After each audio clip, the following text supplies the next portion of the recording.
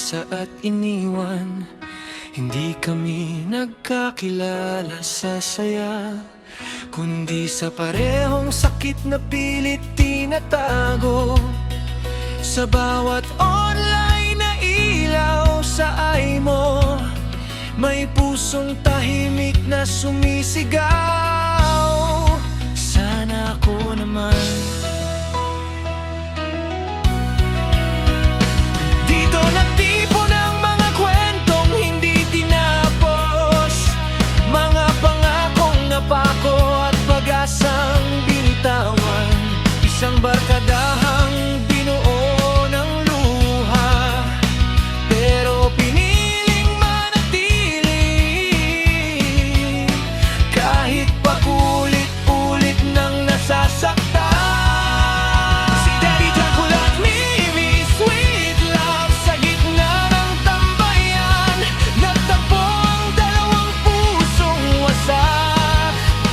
Ngunit sa bawat tawa, chat at simpleng good morning, natagpuan nila ang tunay na ligaya.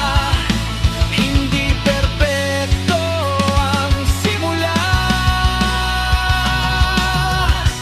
pero bawat araw pinili nilang mahalin ang isa't isa. Isang kwento ng masayang pag-ibig sa gitna ng tambayan ng sugatan. Sili at boards mula sa tahimik na pagkakakilala, unti-unti nilang natagpuan ang kaligayahan. Magkasama sa bawat chat at tawanan, nagkatuluyan sa pagmamahal na wagas at punong-puno ng saya. Si Charles at Simple Girl, dating sugatan, pero sa bawat pagtawa at kwentuhan, natutunan nilang mahalin ang isa't isa ng buong puso. Ngayon sila'y magkasama, masaya, at ang kanilang kwento ay patunay na may pag-ibig na muling bumangon.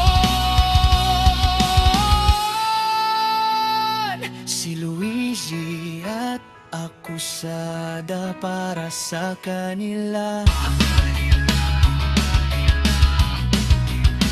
Hindi na susukat ang edad para dalawang taong tapat. Kung magmahal may mamay, tapududa man tiwala at pagmamahal pa rin sa kanilang nanay.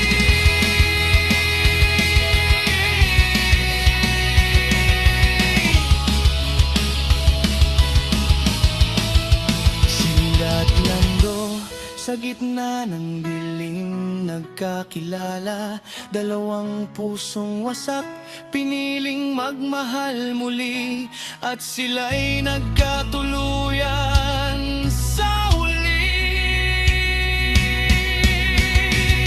Si Ham at Grandpa, tahimik pero malalim, pagmamahal ang hindi maingay pero tunay at tamang damdamin. Si Maricel at Cecilia, parehong napagod na sa paulit-ulit na lakwat ko. Ako naman sana